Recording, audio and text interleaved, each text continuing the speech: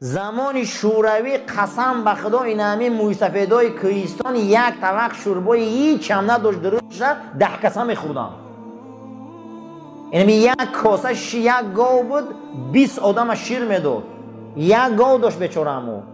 قسم به خدا کوهستانای ما ده یک طبق شکرای هیچ هم درش نداشت. 20 کس میخوردن همون را خندیده. حاضر هر آدم الهیده به خودش طبق داره. نه که او محبت نیست.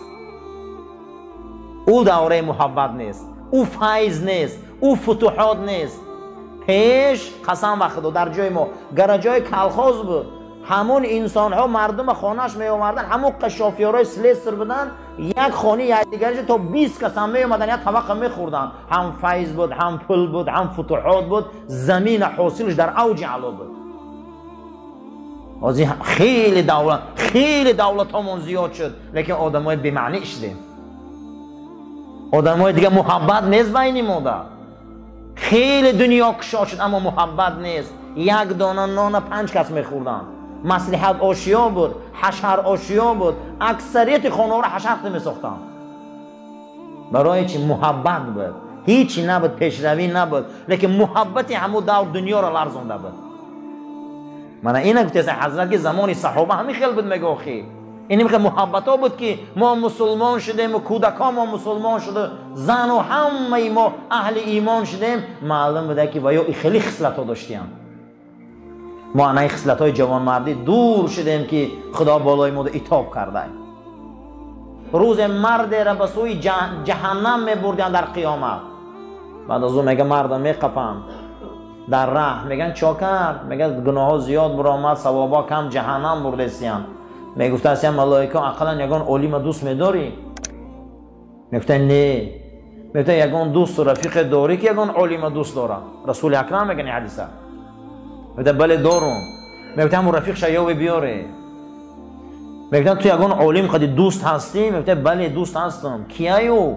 میگفتن فلانی. میگفتن همون را بیاره. روبرو میکردن که هر دوتون دوسته؟ میگفتن بله دوستیم. از شفاعت دوستداری علمای همون رفیقش همین هم جنت می آوردیم. برای همین علیکم بمجالست العلماء، در مجلس علما شینه. صحبت اینها قسم به خدا ای دلار هم قیمت ای طلا هم قیمت ای همین دنیا هم قیمت. این صحبت ها تاثیر داره در بدنهای ما. و کلبهم باسط الذراعی بالوسیط. قرآن میگه سگ اصحاب کهف از دم اولیاهای خدا میره، از دم دوستای خدا میره، از دم انا همون حق جوا و علمای دورش میره و حتی دستاش ای همینجا قیچی میکنن میبرن که پی همین گرفته با ما را نیوان. همین سگ با دستی بریده به همین قفسای سینش حرکت کرده قفای اینا میره همون غار میداره. روز قیامت از طفیل ولی های خدا همین سگ جنتی هست. سگ اصحاب کهف روز چند دم نیکان گرفت مردم شد. یک سگ عالم دوست داشت، از طفیل دوست داشتن من اصحاب کهف همین سگ جنت میره پگه. او نمیخوان خطشان به دستشان میبرن، میگن رو همین سگ میبره قفاشان. همون سگ میدره همون غار خطشان خواب میروه. همون سگ روز قیامت به صورت یکی از اولیاء میشه و انسان جنت میدره. نخواه که ما انسانیم هم صحبت علما نشویم قطعی علما، اما ما چی وقتی آدمیم. برای همین صحبت علما اکسیره، صحبت علما تأثیر بخشه، صحبت علما برای ما خیلی خیلی چیزی بزرگه. این نعمت ها را باید ای دست نتیم. یکی از جوان مردی ها را که حضرت حسن بصری روایت میکنه که و کان یقول اذا دخل الرجل بیت صدیقه فلا بعث علیه ان یتناول مما حضر من طعامه و فاکهته بغیر اذنه. حسن بصری گفت زمان پیغمبر و زمان تابعین ما همین خیل بود که هر وقتا که یک آدم خانه دوستش میرفت در خانه او از نعمتهای فراوان چیزی که بود رنگ خانه خودش باری همون صاحب خانه می آورد. یگان باکی نبود. میگه ما میوه های یکدیگر ما رو میخوردیم، ای باغای یکدیگر ما استفاده میبردیم. در یک روایت دیگر آمده که ما فقط در مسئله زنامان و دخترامون یک جا نبودیم، دیگه همه کاری ما در عهد صحابه و تابعین یک جایه بود. همون زن و دخترامون فقط چی جدا بود، دیگه بچه هامون هم یک دیگریمون بود، پول و مالمون هم از یک دیگریمون بود، تجارت هامون هم از یک دیگریمون بود.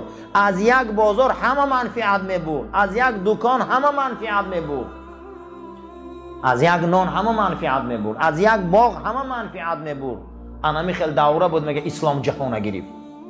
انمی بود میگه زمانی صحابه چیزی شخصی نداشت، همه روزش کار میکرد، میگه بین برادراشون همشون تقسیم میکردن. همین قدر میگه اسلام عزت پیدا کرد.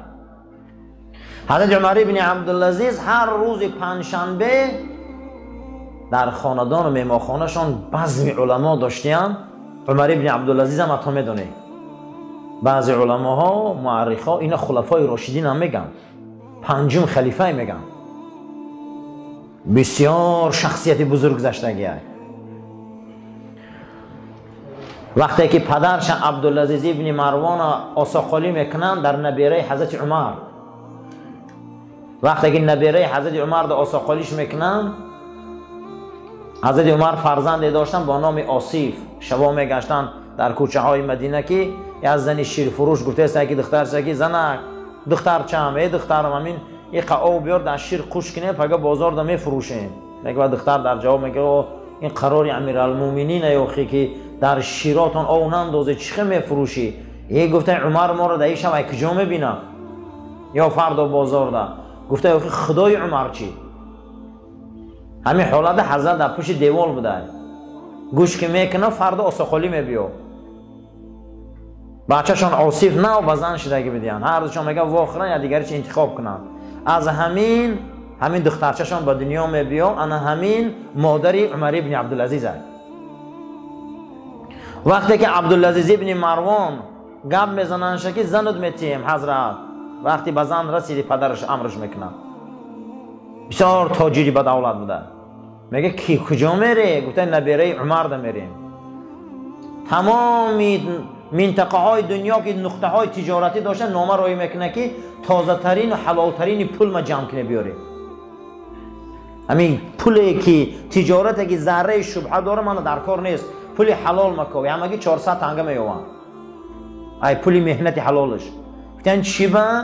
گفته به خاندان بزرگای اسلام من آساخالی میرم، باید پول من حلال باشه، باید توی من حلال باشه. که این خاندانی میدونی که عمر امیرالمومنین من نبیره او ده من آساخالی کردستیم. وقتی که حضرت عبدالعزیز بن مروان این کارو که میکنه و میره نبیره حضرت عمر در نکاحشان میدرارن، از حلال کاری و حلال خوریشان خدا برای اینا فرزند میتیه، نام او را میمونن عمر ابن عبدالعزیز. حضرت 5.5 سال خلیفه عالم اسلام بود، بعضی یک روایت 3.5 سال میگن. ای روزی که خلیفگی را قبول کردگی به دست، از روزی که امیری عالم اسلام قبول میکنه، دولت اسلام خط رخنه های خطای میبیاره و ای بری دولت اسلام خط اروپا میبره. جنگ صلیبی را بریدگی حضرت، بسیار شخصیت بزرگ بودگی. میپرسن که چطور عمر ثانی میگن؟ عمر دوم میگفتیانشان. گفتن ای روزی که من ازار پوشی را یاد گرفتگیم دروغ نگفتم. از روزی که من ازار پوشی را یاد گرفتم میده حق بودم، من دروغ گفتگی نیستم، من نمیدونم که دروغ چیه. این عمر ابن عبدالعزیز میگن. پدرشان وقتی اینا که میگیرن از حلال ترین مالشان سهم میمونن، به این درجه حضرت میرسه از حلالی اینا بینده دنیا خواه اسلام بداره. سوال میشه چه دنیا خواه اسلام بداره؟ در یگان فن دنیا ما یک کلمه برای حرام حلال نمیویم. کنی یک از دست برداره گوه که من در علم خیمی خواندم که بحث حلال حرام است. یک از خیزه گوه که من در علم متیمات که علم حلال حرام است. من فهم یک انسان خیزه گوه من در علم ادبیات خواندم که علم حلال حرام یک باب هست. یا یک از خیزه گوه من در زبان مادری خواندم که لقمه حرام تأثیر داره در فرزند. یگان فن دنیا در شما نمیوینم. اما اسلام میگه که حلال خیره که فرزندای حلال به دنیا بیاین. در یگان جای دنیا نمیگه پیش رفتگی های، یگان جای دنیا در یک ورق برای حرام حلال نیست. کجاش در حرام حلال، کجاش در مونده؟ اما اسلام میگه همون روز این ابرمرد از مال حلال زن گرفت، خاندان حلال در دست زد، از او فرزند خدا داد شه عمر ابن عبدالعزیز، این خلیفه عالم اسلام شد. گفته که قسم به نام خدا از روزی که خلافت قبول کردم من یگان شب خواب نرفتم، حتی که زنا شکایت میکردیم که عمر از روزی که خلیفه شدی 3.5 سال مطمئن خلیفگی، در 3.5 سال یگان بار جاگه زناش آمدگی نبوده است. همین روز می آمده یگانش نفقهشان آمده صحبت میکرده، شب تا روز در ریاست حکومت کار میکرده. حتی که گفته از فاطمه زنش گفته است که از روز ریاست قبول کرد من عمر را ندیدم که بستری من بیایم. میگه ای رعیت میترسم، نخواه که رعیت گوش نمانه، نخواه رعیت تش نمانه، نخواه خلق خدا در عذاب باشه و من قد زنم معیشت کنم. همون حالتی که لحظه های آخری حیاتش میبین حضرت زنش بالای سرش میبین فاطمه میگه چه حال داری امیر المومنین، چه حال داری؟ میگه چهره زنش نگاه میکنه و میگه فاطمه اخرجی یا فاطمه تو، ای فاطمه ای خانه من، ای بالای سری من بیرون برو. میگه آخه 5 سال شد من ترا سوز ندیدم، همین روزم سر میکنی، همین روزم تو من ای بالای سرت سر میکنی، 5 سال ای من ترا آغوش ندیدم. عمر تو شوخی نکن، ما فرزند داریم، ایت چوی خیل میکنی؟ گفته الان از آسمان ذاتای فرامده هستین که تو اونها رو ندیده استی، الان از آسمان موجودات آمده هستین، همین اطراف پاکیزه پر شده، من طاقم ای من چی میخوانینو؟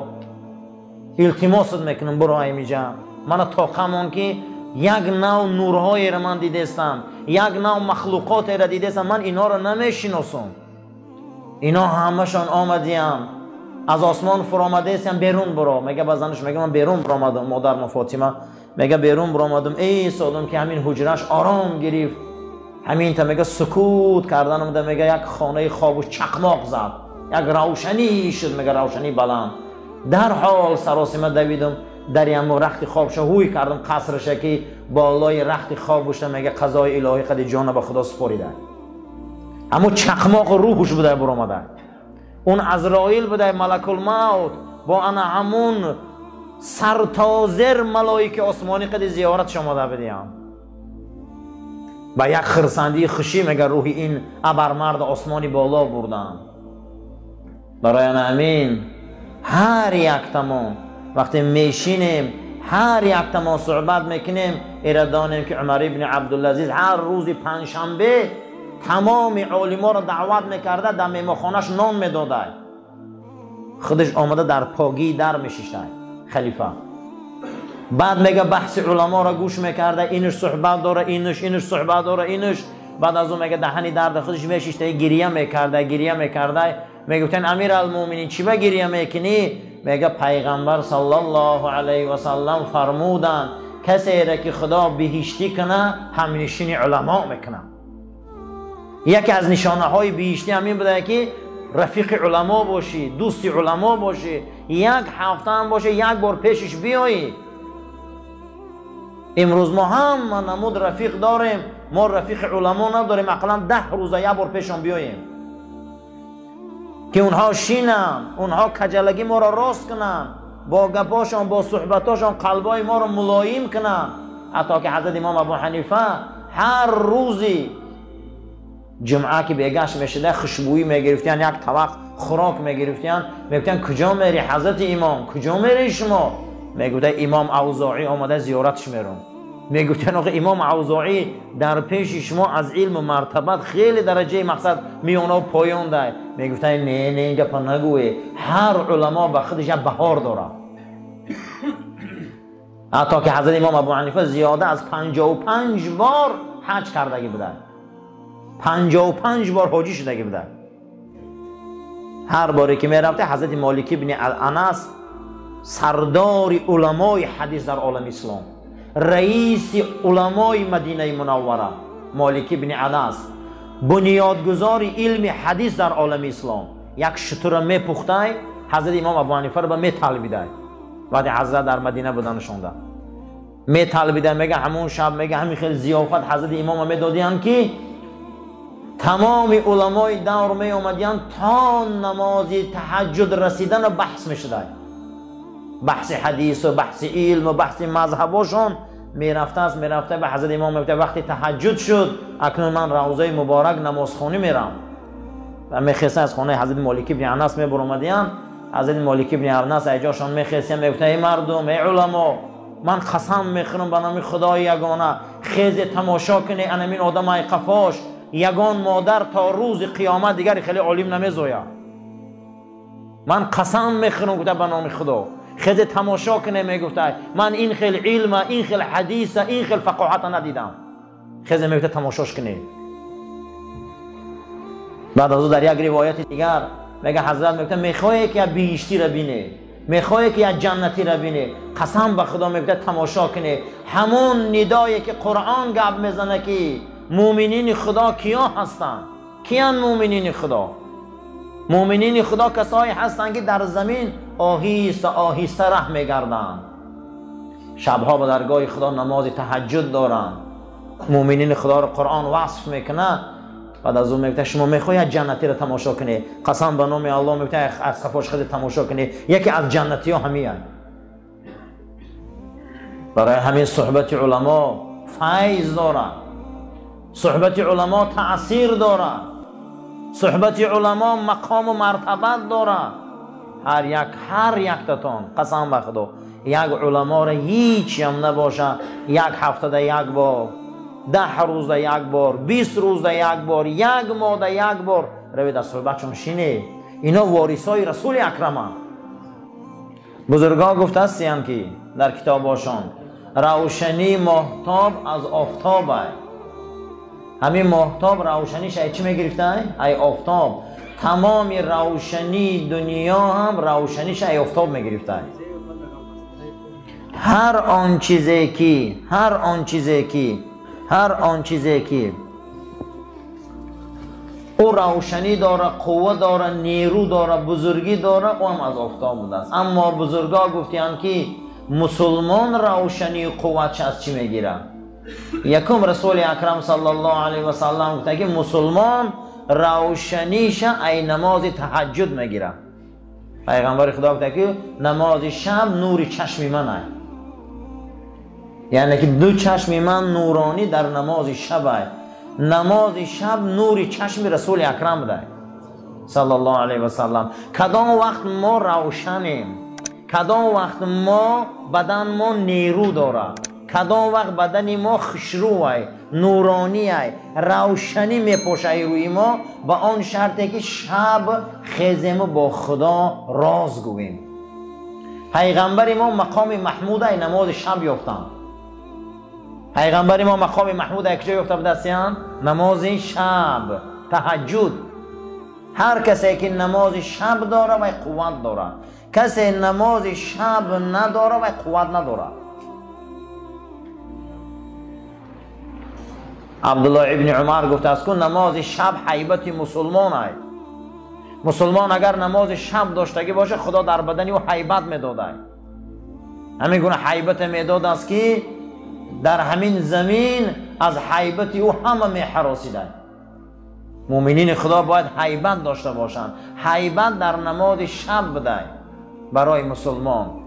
نماز شب نوری چشم بده. هر وقتا که انسان با قرآن شینه و با تفسیر شینه و با اهل علم شینه، این انسان روشن میشده. انسان چی میشده است؟ روشن میشده. برای همین روشنی ها را زیاد کنیم، قوت زیاد کنیم، نوری بدن زیاد کنیم، با نماز شب، با تلاوت قرآن، با اهل علم. رسول اکرم صلی الله علیه و سلم فرمودند که علیکم بمجالست العلماء. امتم همیشه در مجلس علما شینه، همیشه در مجلس علما شینه. مجلس اینها نور است، مجلس اینها برکت است، صحبت اینها نور است، صحبت اینها برکت است. زیرا که شما نقطه های هدایت با هم نشینی یا میابه. یک انسان میخیزه هممون امروز میدونیم همین میکنه میگه فلان اولید سر من نشان ته همین خیلی خشروک میبرشه که راه برا این تا گرد چپ گرد راست را علما انهمو ای ما را برده به مقصد ما میرسونه راه همو نشان میتیم. اللهم ربنا آتنا في الدنيا حسنة وفي الآخرة حسنة وقنا عذاب النار وصلى الله تعالى على خير خلق محمد وعلى أصحاب الأجمعين آمين يا رب العالمين.